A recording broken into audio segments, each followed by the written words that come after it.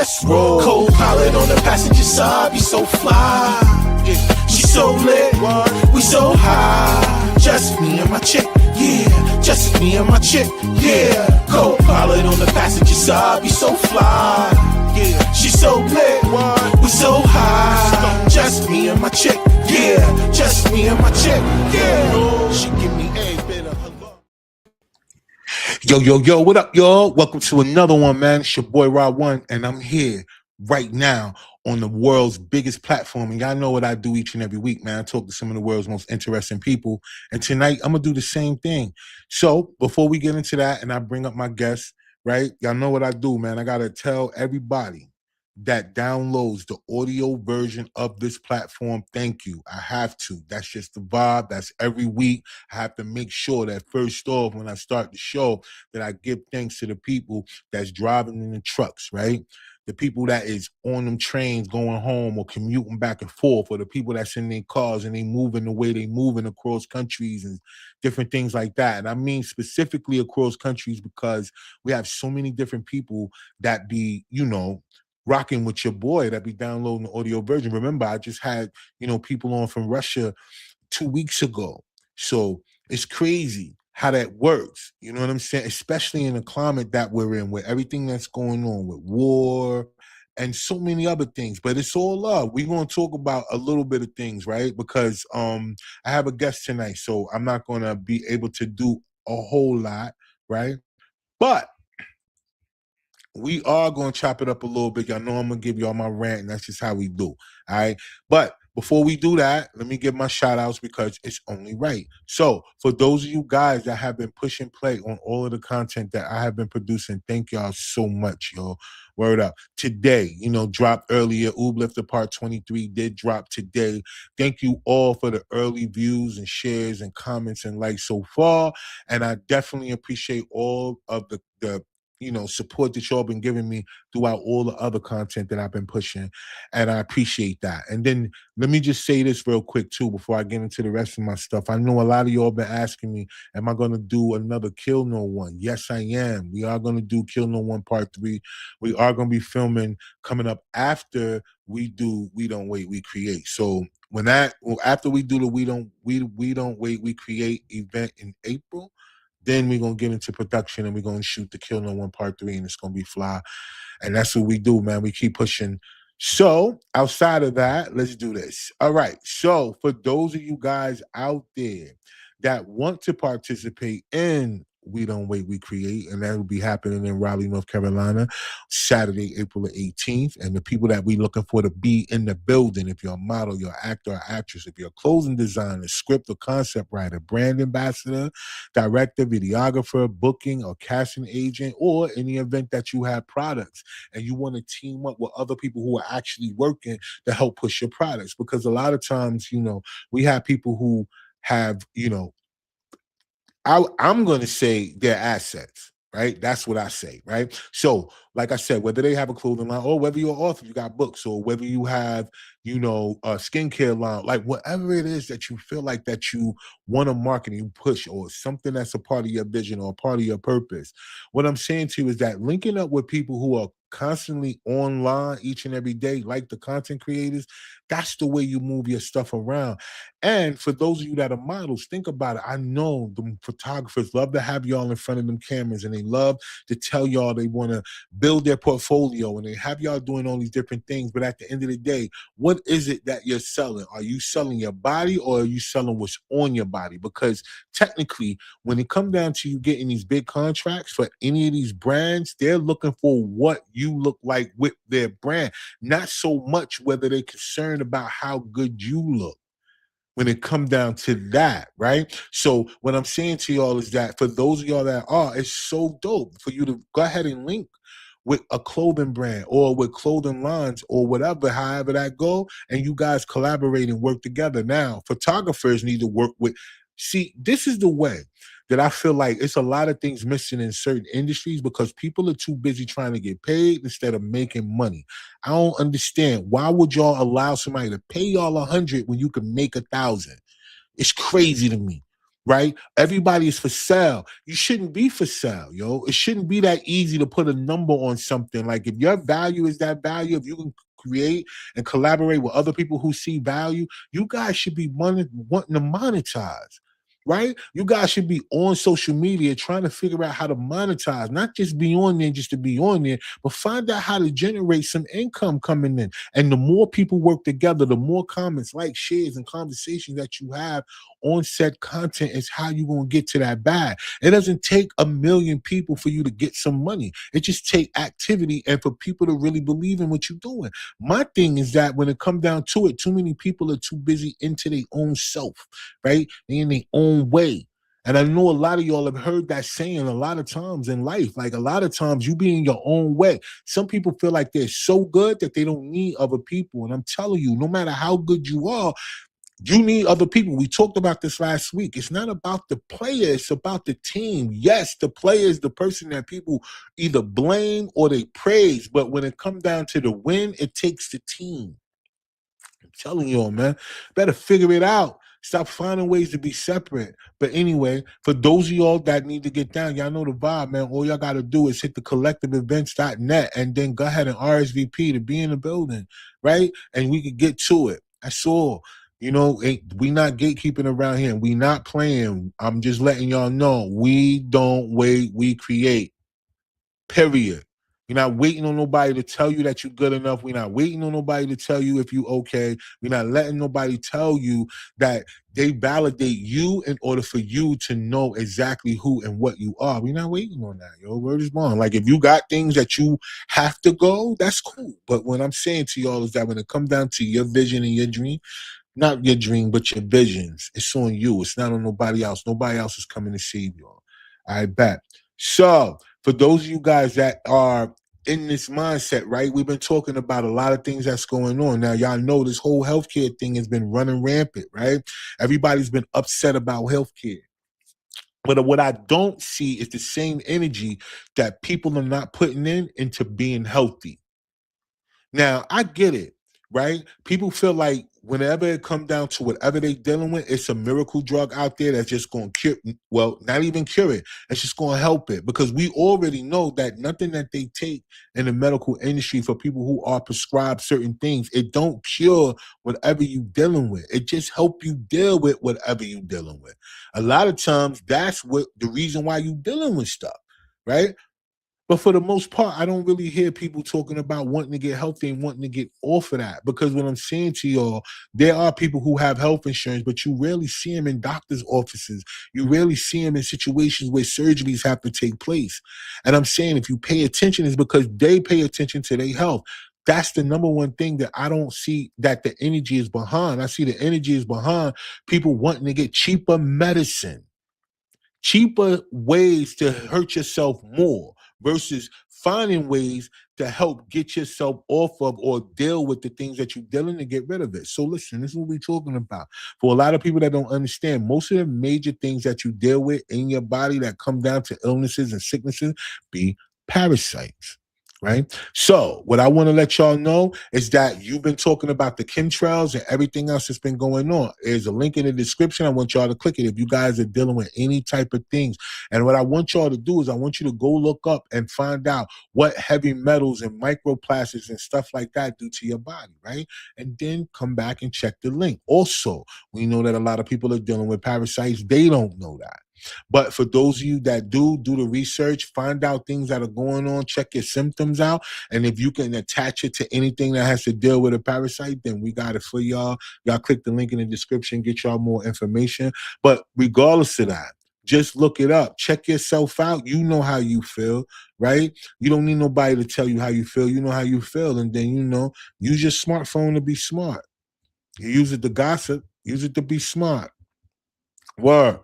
I bet. Y'all know I got a guest, so I'm not going to do my Did You Know segment tonight. So we're going to go straight into the rant because we in war right now, so to speak, right?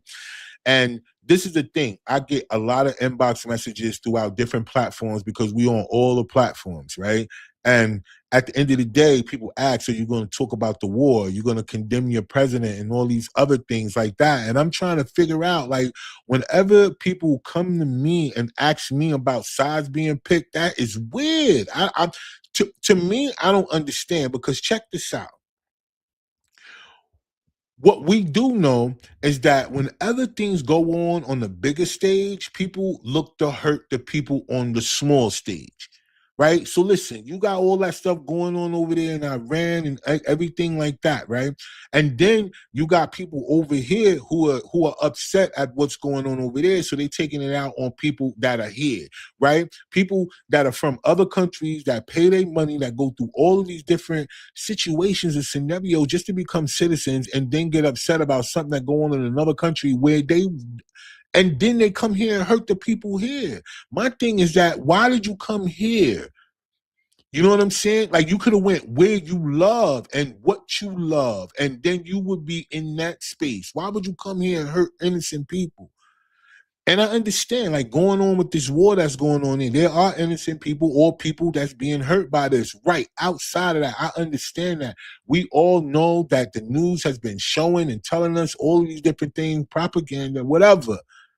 But the one thing that I think as human beings, we should never all be okay with innocent women, children, or men, regardless. We can't exclude men, but just people just being executed and wiped out just because of the way somebody else feels. Like, I don't understand why we got to pick, like in order for you to be a human being, you got to pick a political party. That's crazy. And with midterms being today as well, too. Right. And then this whole thing with Venezuela, the whole thing that's going on with Russia and Ukraine, everything that's going on. Now they done bombed the oil reserves over in other places. Like, Iran is just like going around. Like, so people are talking about it's going to affect us over here, right? Of the gas prices and all these other things is really about to be affected, right? Because of the way things are going down outside. And I just want to get to a point where we all can just see behind the veil and not walk around here just letting them allow them to just use our emotions against us and put us in positions where we against each other. Because whether we know it or not, whether you want to be a person that's against another person because how they look, skin color, height, and all that other corny shit that people do, I'm telling you, at the end of the day, if y'all don't see what's going on, we gonna have to stick together. Because we don't make these rules. We not the ones that's outside doing whatever is going on out here. And I understand people got certain pride for whatever you got pride for. That's all love. Do you be you? What I'm saying, it ain't gonna matter. Like, it didn't matter to them people that was in that nightclub when my man came out there and started shooting. He didn't care. He didn't go through and check people's. He didn't go in there and be like, yo, who you like, what you don't. He did not. He just went in and did what he did based on how he felt. And that's corny, because at the end of the day, he ain't have to be here if he gonna be upset about what over here does. Could have went somewhere else. I'm not saying that he couldn't be here. Obviously, he was already here. But the fact that he did that to people that's here, I'm saying to all of y'all that are here, we don't got nothing to do. We can't control what the people on the outside do, but we can control how we treat each other. And what I'm saying to y'all is that find a way to pay attention and understand that we're going to have to work together. We're going to have to find a way to see past our minute differences and pay attention. If there are things that are going on that are affecting prices, then maybe they need to be more adults in a situation, right? Maybe that one single parent, you can stop bragging about that, because right now you be a single parent right now, you one meal away from being outside in the lawn with the people who ain't got no job and you got one and you work 40 hours. I'm saying to you, even the people that are in two-parent households, listen, you on the cusp too. Gotta find ways, man.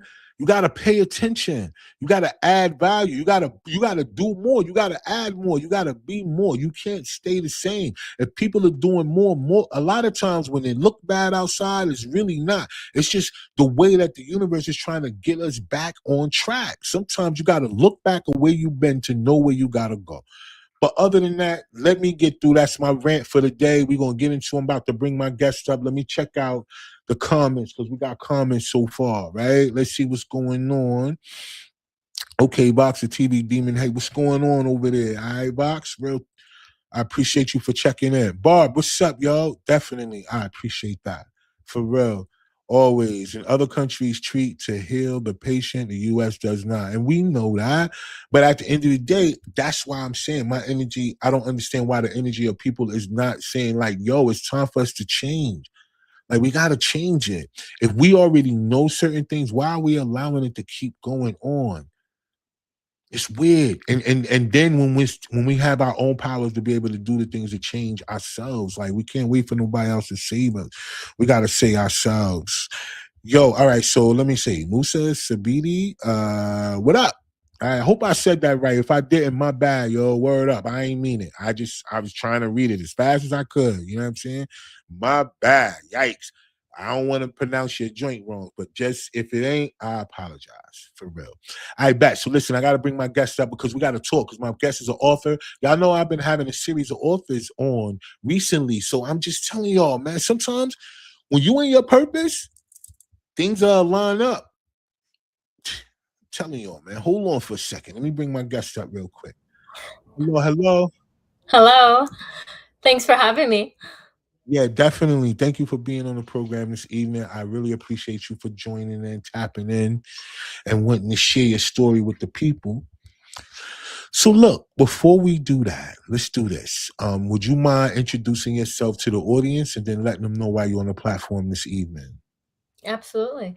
I'm the author of the Dismemberer's Handbook series. I'm also the upcoming podcast host of In Bed with the Boogeyman.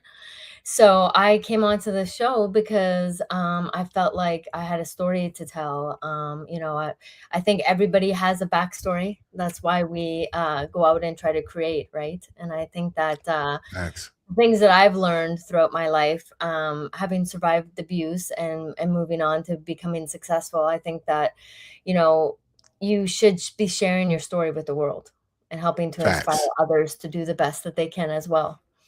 Facts. And I believe in that. And I think that's the main reason why, well, not think, I know that's the purpose of my platform, right? Is to allow people to come up here and have a conversation with me. Hopefully that sparks a conversation within them and in their personal surroundings, right? Because whenever me and you first connected and we was booking and you was telling me about your books and, In Bed with the Boogeyman, I'm just like, just the title alone, right? It just will put anybody in the mindset of saying, okay, well, listen, we got to figure out what this means because there's so many people who looked at a person that they were laying next to as that. And I understand the boogeyman may be, uh, I guess, direct, like a man, right? So with me being a man is cool. Like I've never been one that take anything that's being said about a man personal. You know what I mean? Because that's the first thing that we should never do because because we share similar likes doesn't mean that we are alike, right? So Sure, of let's course. talk a little bit about your background, right? All right. So before we get into the books, let's say tell the people a little bit about, you know, what you kind of went through in order that pushed you into wanting to write your thoughts down and share with people because so many people go through things and they're embarrassed. Of course. I've always been a writer in the sense that I even journaled as a kid and a teenager. So, um, I experienced childhood abuse as the result of an older sister who is almost 20 years older than me, but she was um, a psychopath, to put it lightly, but she hated me since the moment I was born, and I endured, like, significant psychological abuse throughout my, childhood, and to the point where I eventually ran away from home, and that kind of just living in that environment that was so toxic and so, damaging, it led me into an abusive relationship soon after, and, I remember the catalyst to that relationship was the man said to me, "The world would be a better place if you committed suicide." And to me, I kinda crawled into my bed after that, and I was like, "How did I get here? Like, how did I get here?" And, thankfully, he did say what he said because it was the turning point for me that, this was the man I chose to love. This was the person who said he loved me. And how was I living with somebody that was talking to me in that manner? So I ended up leaving him, and it wasn't easy because he was terrifying. So I almost had to go into hiding for a while, and that was kind of the very beginning of the road of figuring out who the hell I was after all that, and what message I wanted to send to the world. And I wrote a memoir called You Taste Like Whiskey and Sunshine. And it, basically showcases not only what I went through in my life, but how I was able to find redemption and help others in the same path. Right. And that's what I think most people miss in life when it come down to the lessons, right? Because most people take the L that's in their life and look at it as a loss versus a lesson. And I'm only saying that based on you made a powerful statement in the beginning. You was like, yo, this is the man that I chose to love. And when I speak on this platform a lot, I speak in that way whenever I talk towards women, right? Two women on the screen, because it's be in my rants and stuff like that. And I say, yo, listen, you can't blame yourself for you can't blame the person that you chose. You have to blame your choices, right? Yes. Because you have to be responsible for what you chose. And I say, listen, if you're going to lead, if you're going to connect with a man and his life and his position is to lead you, you have to know where he's going. That way, you can see if that's the place that you want to go as well, right? Nature is one thing that we're disconnected from, but if we paid attention to nature, then we will understand exactly how we can have harmony or harmonious relationships within ourselves. But we're so disconnected from nature that we don't pay attention. And so let's talk a little bit about this in the signs of the abusive relationship. So you had an older sibling that just one. Is it just one older sibling, or did you have more? Just one, Well, and it was a I have 3 siblings, they're all older, I was a baby. you was a baby, but Mhm. you were terrorized by one of the older Mhm. siblings or all of them? One of them, and was One that of your them, sister or brother? yeah, my sister. Your sister. She was the oldest in the household. Gotcha. And so, parents. So, was she in charge most of the time because she was the oldest? Well, my Parents mother working, was a mom. single mother, so when my mother Mm, wasn't with us, whether she gotcha. was working or out or whatever the case may be, my sister was in charge, and that Gotcha. was the unsafe environment that I was left in. And, of course, my mother had no idea what was going on, and even when I would try to voice myself, she would, sibling rivalry, like, it's not as serious as you think. She never quite understood that it was like living in a home with a monster in the closet, and you just never knew Mm. when it was gonna strike, you know what I mean? Yeah. And that's another thing too about why people are reluctant to tell their story. You get what I'm saying? For the fear of someone not believing them or Yeah, belittling it based on their perception, right? Because your mom being a single mom, your sister being the older, she probably used her for y'all as more of a responsibility babysitter thing so she can continue to live her life. Because in most situations when it come down to the woman, and this is not, particularly picking on a gender, this is just what it's been said all the time, especially when they have children, is that women always say, well, I need a life too. yes. And in that model of saying I need a life too, they will not knowingly, but whenever they do figure it out, it doesn't matter at that point that they don't care what another person feel or go through. As long as you do what I need you to do, that's all that matter. Because I'm gonna go out here and do this because your dad or your whatever didn't. You get what I'm saying? Now we gotta take the suffer the blame from whatever she feels or the parent, the mom feels about the dad. So with that relationship, why did you think that your sibling relationship pushed you or allowed you to accept a abusive relationship when it came to a man? Because I think as a child, you don't fully understand the dynamics of what's going on. I blamed myself entirely, and I couldn't figure out Mm. why my own sister didn't love me, why she was always mean to me, she favored my brother, you just couldn't figure out why this was even happening because, I was a little kid, it's not like I did anything to her. So I think growing up in that kind of environment, you think there's something wrong with you.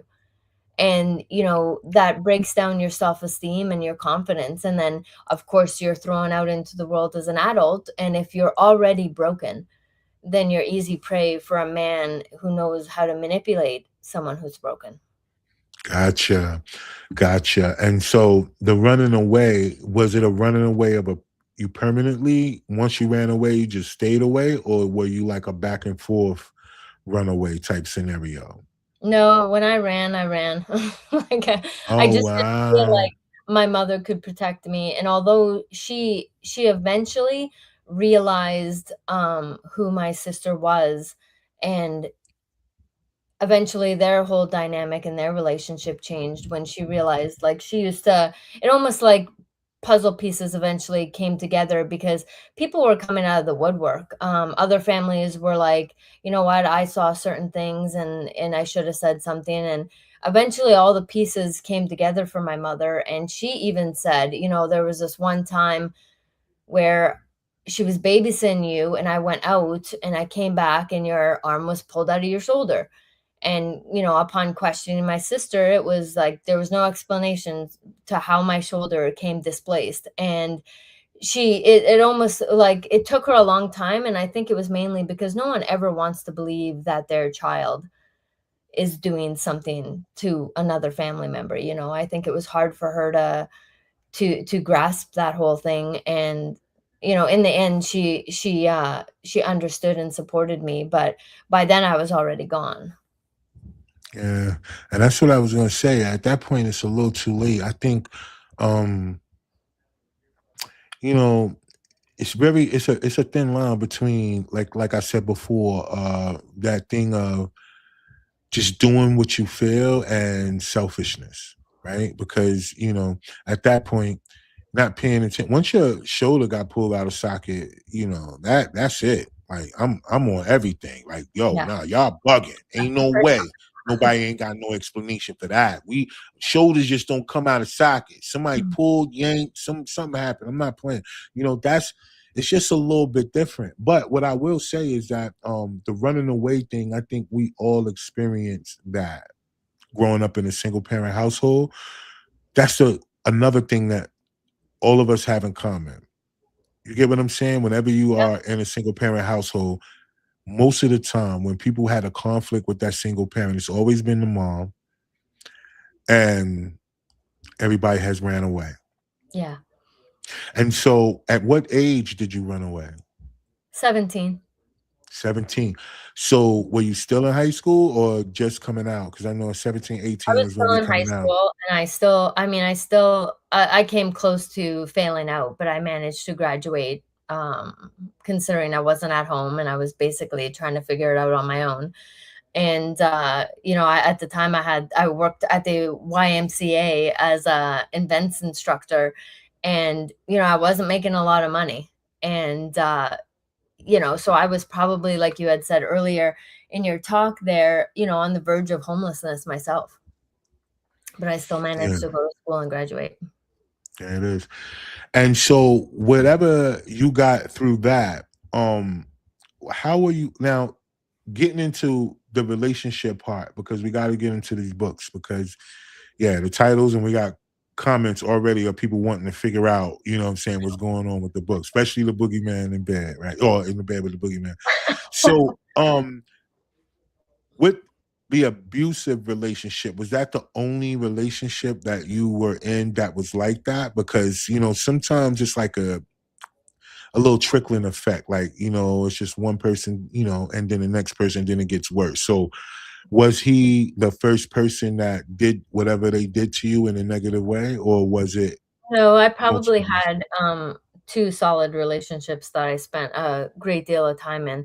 The one, that was the catalyst was the second one, and again, I think it was the wording that he used that made me think, like, this man wants me dead one way or the other. And I think it just shocked me to the core that it shocked me into sense almost. And I remember calling my friend and she's like, "You got to get out of that house. He's going to kill you."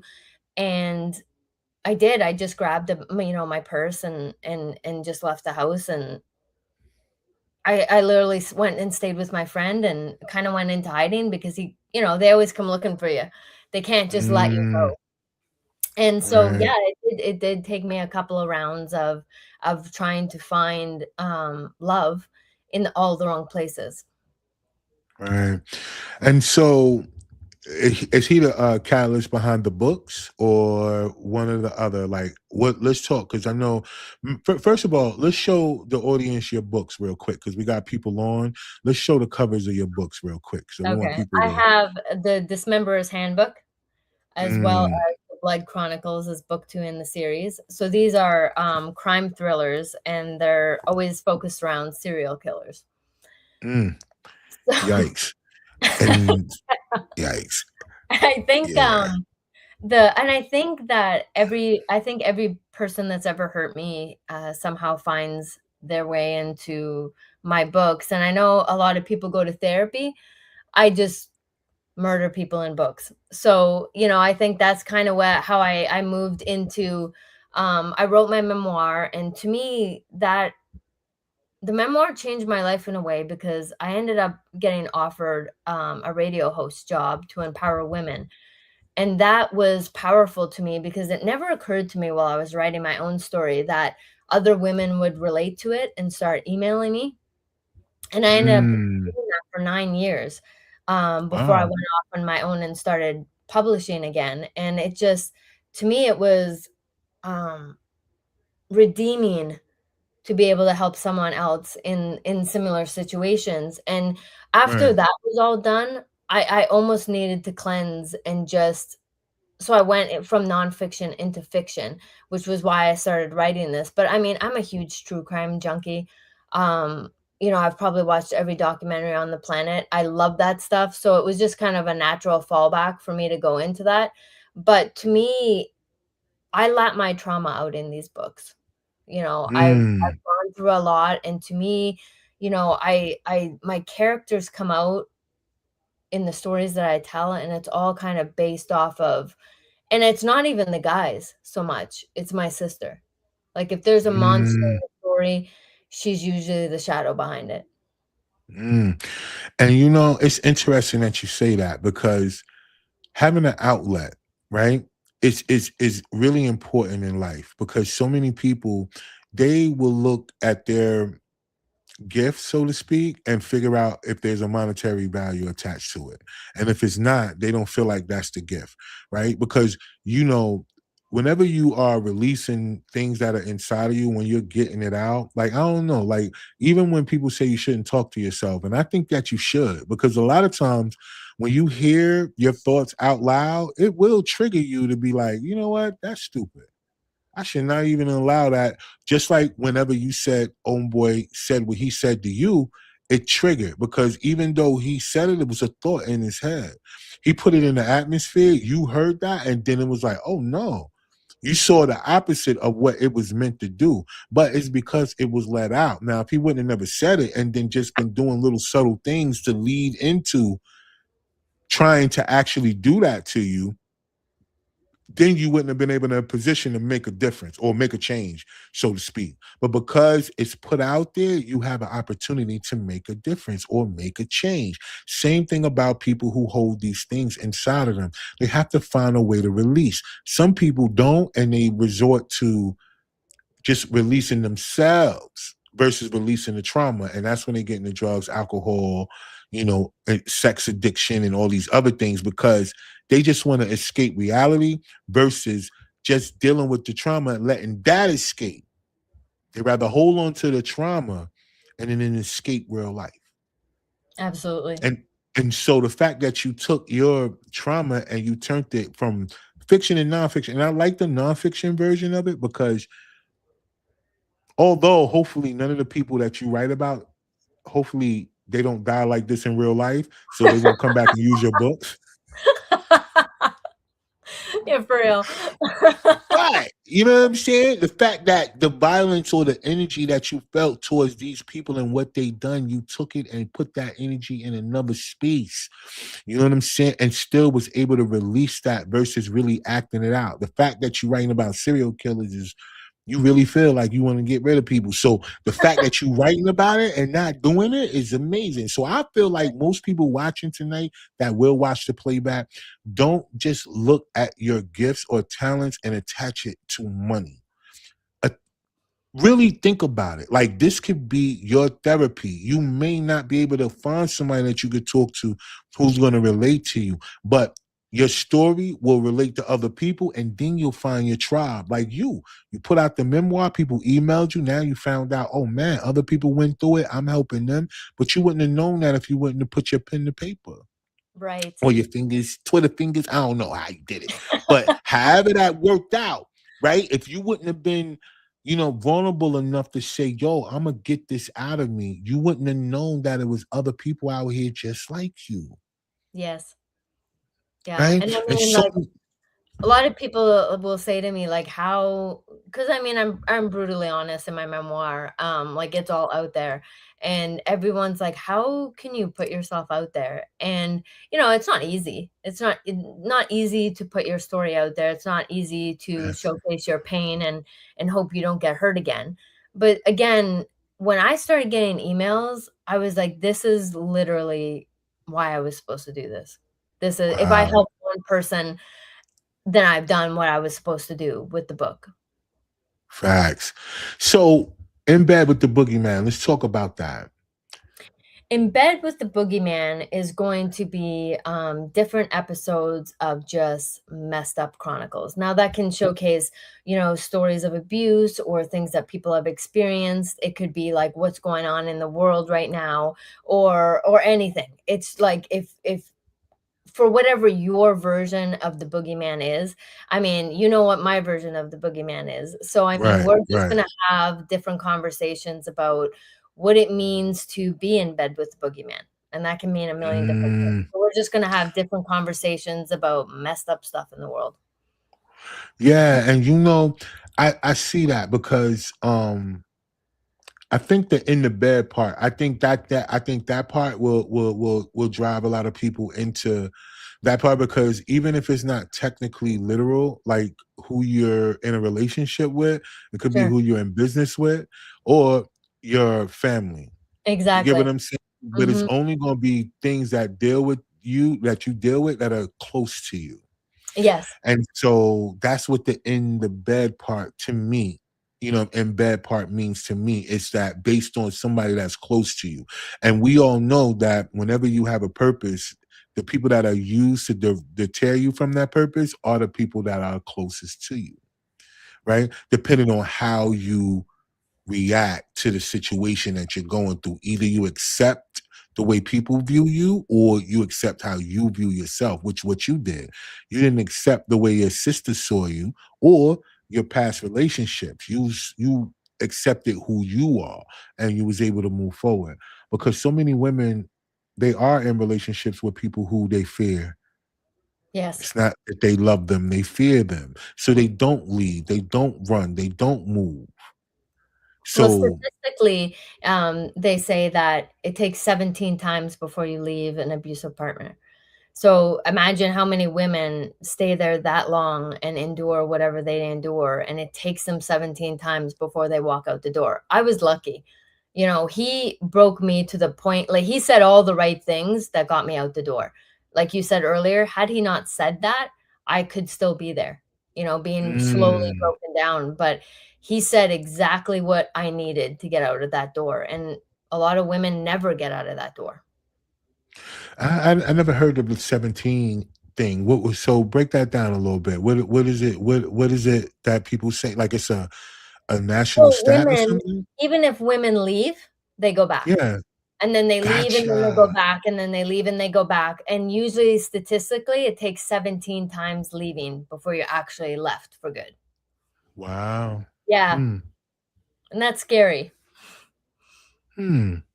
Which is crazy because that will happen in only an abusive relationship. But if a man lose his money, she'll leave in a heartbeat. Yeah, there are women like that, You absolutely. get what I'm saying? So Yeah. it wouldn't even take that type of situation for a person to go back and forth with a person that hurts them. They Mhm. will leave a person if he loses his money, loses his job. Yeah. So that's why it's so, from the outside, whenever you have certain conversations, I know with men, like they look at the situation, they be like, oh man, that's her fault. What you mean? Why you gonna stay there? Why you gonna let him, in that particular sense? Because that's what we know. We know, like, yo, if you gonna stay with him for that, listen, Shorty left me just because I lost my job. Now I got this, I got Right. that now, but she bounced just because I ain't even beat up. Listen, I ain't never even had an argument with her, right? But that's the thing about how people, right, have this sense of security. In so many ways, women feel secure when there's money. And I hate to say this, but sometimes the more aggressive a man is, they feel security in that too. So a lot of times, it's the security aspect that drives the decisions of most women. Not all women, right? But in that particular sense. So that's why I say, being a person that is even kill in the middle, which I mean by a man is just having emotional intelligence. You're a rare person when it comes down to the male species because you understand, you know what I mean, that there's not a lot of men like that. A lot of men are raised by women. They are really emotional men out here. Like, I don't care. Some of the hardest men in the world that walk around with 1,038 tattoos are so emotional. Yes. Yeah, there's a lot of good men out there. I'm definitely not part of the, idea that all men are bad, despite what I've gone through. Well, I think, in so many aspects, we all have this thing about just wanting to be this is what it is. For those of us that have ran away at some point, I think we all suffer from separation anxiety in a certain way. And wanting to just people to accept you for who you are because you always find yourself asking, what's wrong with me? Right. Like, yo, what I do? I haven't done nothing to you. Like, Yeah. listen, literally, like, why you feel this way, yo? Like, word, like, is it my spirit? And then we find out for those people who are chosen, there are a lot of things that you will never get the explanation to because those people will never know because it's a spiritual thing. They spirit can't be in the same place with you because of how much or how elevated your spirit is. Now, most of us separate it. A lot of people separate the physical from the spiritual because for some reason, especially if they're religious, they separate that. That's and so and, true. and I don't and that's the thing that we should never do. Like when they say don't dim your light, that's your light. Your spirit is your light, like literally. And it'll tell you, and most of us will feel bad because the people that we love don't love us the same. But it's not us that they don't love. Their spirit can't stand to be in the space with that spirit that they can it's here. And for those of us, we know because you could walk into certain rooms and feel whether you're supposed to be there or not. Word. Yeah, it's an We energy transfer, I find sometimes. I can walk in a room and I know who I'm not standing beside. gotcha. Who you're not standing beside. So Mhm. let's break that. Like, where do you go? Because most people feel like they know who they. So when you say you're not standing beside, you saying you're not standing beside somebody like you or like minded, or what is that Um, in that towel? I think that especially when you've gone through a level of trauma and you recognize, the monsters behind these traumas, you tend to be able to recognize them in another room. And Facts. I'm an empath, so like I feel like I'm extra sensitive when it comes to energy in a room. And so I've noticed literally there will be a certain man or even men that I just know they're not good. Nah, And I just nah. will avoid them and that sort of thing. And it works the same way with good men. I know who I feel safe with, and those are the men that I will typically gravitate towards because, I never had a whole lot of safety in my life. And when I find a man Mm, who just has even a basic connection with me where I feel good around that man, that's the man that I will spend my time with. Facts. And I think that's very important because for most people, when I notice with women, they attract to their preferences and not their standard, right? So as long as a person meets their preferences, they will force themselves to attach to it because they fit the person that they envision themselves with versus the mentality or the spirit or the drive or the consistency of that said man, not just the way the physical attributes line up. Because I said this last week on the show when I was talking about, men are visual creatures, but a certain type of man, like if it's the man that you really want, he has options to physical features. What is not always there is who you are, like the person that makes you. Like, what is it that's going to attach that man to you? It's going to be you. He Mhm. will attract to you based on the way you look, yeah, but that's not going to keep him there, No, right? What's absolutely going to not. keep him there No. is you. Like, what Mm. makes you up? What makes you tick? What makes you move around? That's why it's so hard for women to understand the male species when it comes down to why he's in this position where multiple women attract to him and he's able to deal with it because it's hard for them to understand that and I don't and no matter how you explain it, it just doesn't sound right to them because they feel like that's not supposed to happen, and that's just not true because there are a bunch of men out here who are males but they're not men, Yes. and then there are a That's bunch true. of women out That's here, very true. right? There are women out here that are adults, but they still kids, Yeah. right? They still chasing the image. Mhm. The cars, the whatever. Or even themselves, right? Mhm. Because if you have a conversation with them and you say, "Yo, listen, yeah, I saw you. I follow your social media, and I know you like to show yourself a lot." They'll be like, "Oh, this person is insecure. Let me get away from you. That's a red flag." And they're saying, like, "No, no. What we're saying is that the person that you want, right? The man that you want, when he see that he not going to see you. All He's going to over see the social media. no. He's going to see the attention that you're looking for." Because you don't need this, like there's no need for you to it's no need, like literally, unless you're using it for content and to get money on social media, it's no need for you to always show the backside of yourself. Like it's no need for you to always show cleavage and stuff. It's no need for you to be in the middle of January talking about waiting on summer and you Yeah. showing bikini pics in the middle of the winter. Like there's no need for that. Like because whether you say it's just for you, it's your page and all that, the one that you want, that man with that personal mentality, he know what is behind that, right? And Yeah. even if you argue, they're not gonna argue with you. They'll never say it to you, Yes. right? That's so true.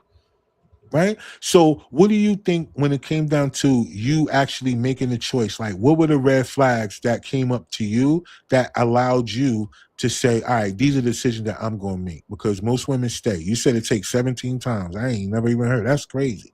So, what was the, like, because it had to be a mindset shift. Mhm.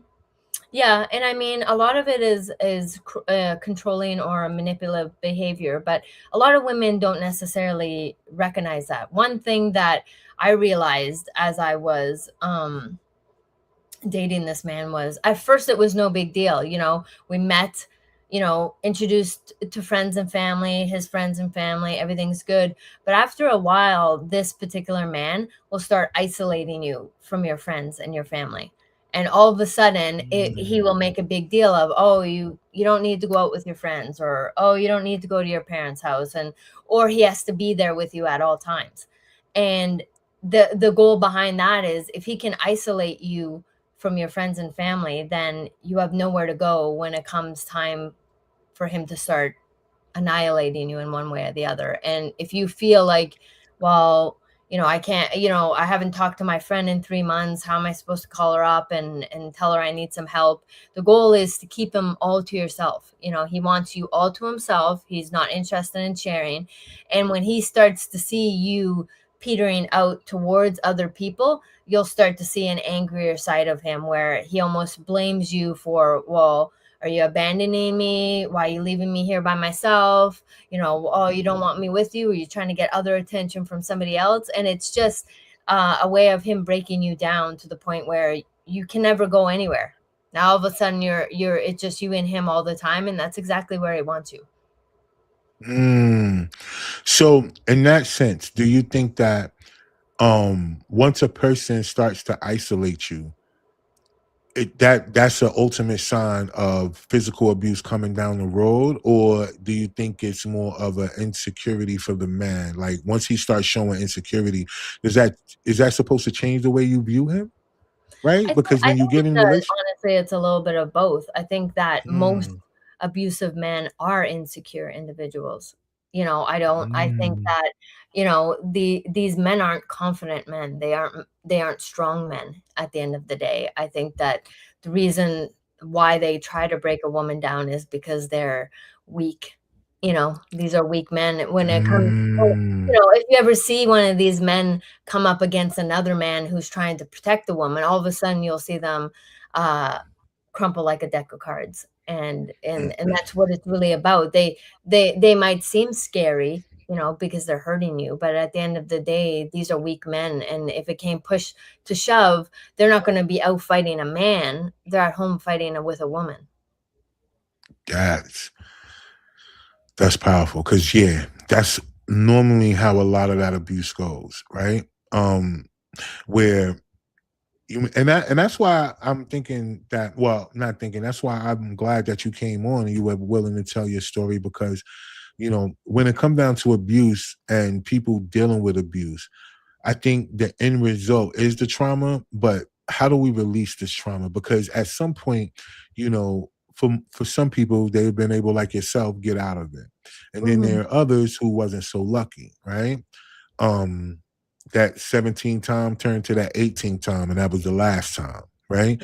So we know that because there's plenty of stories of that, right? And that's from the male and female side. It's not just one or the other, right? There's a lot of men who are not here no more because of the possession of the woman that he picked as well, too. So that's not a gender-based mentality. That's a personal mentality that goes based on no matter what the gender is. You Well, I know, think it can even be harder for men to leave because they're embarrassed. well, They yeah, I think for they men don't though, know how it's to tell someone that a woman is hurting them, you know? yeah, yeah, they won't tell that part, but see the difference in that man, um, how can I put this? Whenever they in a position where a woman is controlling like that, normally it comes down to sometimes it's mainly like lifestyle, Mm, right? Because really angry women that are abusive to a man, that man has some type of substance abuse that mm. I've noticed. Just like growing up, like whenever there were women that were really abusive to the man, he was either alcoholic or he was something that he wasn't just that. And then if he was really a super nice guy who was just being taken advantage of or whatever, 9 times out of 10, uh, he didn't have other people in his life. Sure. You get what I'm saying? That like other women or other people in his life that would pay attention to anything like that, right? So it's those kind of rare instances. But when it come down to y'all, these men be all kind of different type of scenarios. They be rich, they be broke, and they Oh, still yeah. abusive. Yeah. Right? It don't matter. They could be popular and they still Yeah. abusive. Like they could have mad women out here and they still abusive to the person that they claim is the one that they have in the tuck. Like it's crazy out here how that part when it come to y'all that y'all deal with that because most men like that's why I tell a lot of women when you got a person in your life that doesn't hound you, that don't check for you all the time, that allows you to have your own life and do your own thing, support your goals, you better do everything you can. Appreciate that, man, because I'm Mm, telling you, men, there are not a lot of men out here like that. Women want, sometimes it's like, I noticed this too, like they want you to be available for them every time that they want you to be available for them. And then they're gonna find somebody that's always gonna be available. And then next thing you know, you ain't gonna be available because they're gonna be controlling you because that's the thing, right? And you said it yourself. It's the isolation part. At first, everything is cool, but then it's like, nah, you don't need to go with them no more. Now you don't need to hang with you. You don't need to be around your parents. Like, yo, that's the ultimate sign that you need to get out the way. When Right. when a person tell you can't be around the people who brought you here, now you got to find something else to do with your time at that point. Yeah. Like we can't even like I don't even understand. That's why I say for certain people, I listen. I respect you. I am so glad you're able to tell your story and go through certain things. But there are certain people who God wouldn't allow me to be their friend because they would hear certain things like that, Sure. right? Like he said, what? All right, and you going where? Right. You get what I'm saying? Because then it's not tied to another man outside just trying to use your vulnerability to get some of your stuff too as well. Because that's another thing women got to be careful of, right? They're having men around who waiting on a vulnerable time just to get in, because Oh, they sure. still be attracted, right? So you guys have a lot to deal with when it comes down to that. But genuine men, they always show protection before they show lust. Just Yes. that's Yes, that's very true. That's and very and that's a gem. And I try to tell women, certain things on this platform. I don't know if they get it or not, but that's a gem. He will always show protection before he show lust. That's how you could tell the difference. And I might not should have said that because now there's gonna be some lame dudes out there using that now. Probably they drink. Yeah. Right. I might have said that. Might have should have said that in Yeah. more private, So but you're you just living can't. this Yeah. world now?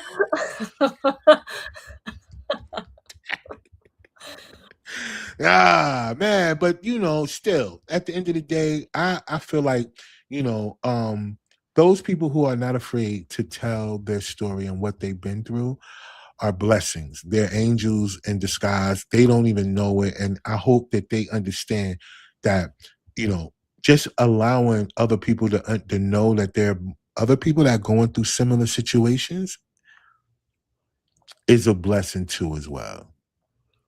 Right? Because you're not alone. Because most of us that in situations that we deal with family as our main trauma, we always feel like we're alone. Because you Yeah. run away from home, you're by yourself. Yeah. Yep. So look, before we get out of here, we want people to know more about your podcast, how to have more conversations with you. We want to make sure that people understand that you are a platform or you have a platform that is a safe space for them to actually try to get into ideas to release their trauma because some of them people may need to join your episodes that you have in and we start turning these into visuals, right? Into short Mhm. skits or scenes or whatever you need to do in order to really drive it in home, right? Because some of these Mhm. people got some stories they can add to and probably make that series, really, really touch home. And I hope men too. Are you open to speaking to men? Because I Oh, know of course, I'm sometimes open to speak to anybody. you really you are Mhm. all right. Yeah. Bet. So I hope men that are dealing with trauma because childhood trauma is affecting everybody. It doesn't matter how old you are. You know what I'm saying? People are dealing with childhood trauma. The fact that my guest Kimberly Love was able to take her childhood trauma and her passion at the same time and convert that into a place where she was able to release and move forward and be able to deal with life in a whole new perspective. I think all of us got to find a way, or all of you guys too as well, find a way to release that trauma versus releasing your reality. So before we get out of here, how can people get in contact with you? How can they find you and link up with you or check out your podcast? My socials are all at the real Kimberly Love. So you're welcome to message me there. Obviously, there will be posts involved about the upcoming release of the podcast. My website is kimmylove.com. That's KIMMILOVE.com. So, of course, you can find any updates or information there as well. And all my books are available on Amazon. Facts. So all of you guys out there, just remember, you're not the only one. Now, I may not can't speak specifically to whatever you're going through, and whatever you're going through, I know you may feel like it's just you. Trust me, it's not. You're not. And if you ever needed a place or a soundboard to get that off, y'all know what to do. Y'all can contact me. We can, have a conversation about what you want to talk about, and we can get you on. We'll get you on, right? And outside of that, you have my guests like Kimberly Love, and there's other guests that I've had on that have platforms that are open for you to be able to discuss these things. Now you got to remember, when we open our platforms to you guys to tell these type of stories, these are not the type of stories that go viral, right? These are not the type of stories that sensationalize what is going on in pop culture in order for you to get a lot of views. Remember, when we do things and we put these things out, these are things that the algorithm fights against, because this is actually what helps people and not keep them distracted. Right. So we know that when these clips drop and all these other things, it's up to you guys to make sure that y'all share this content and y'all get it out there to as many people as possible, because we know that the algorithm doesn't work alongside of people who have a message. Right. So thank you so much for jumping on, Kimberly Love. I so appreciate you for not being afraid to tell your story. And, like I said, in this world, we are meant to believe that skin color puts a person in a privileged position, or because a person looks a certain way, that they had a life that was so easy and so laid out. And then when you come on my platform, you understand from all walks of life that we all dealing with the same type of scenarios, irregardless of what our skin color represents. So the fact that we have hate in this country based on skin color is bananas still. So But true. anyway, I don't want to get back into that because we'll have another show. Yeah. Yeah. Well, I I bet. appreciate you having me on.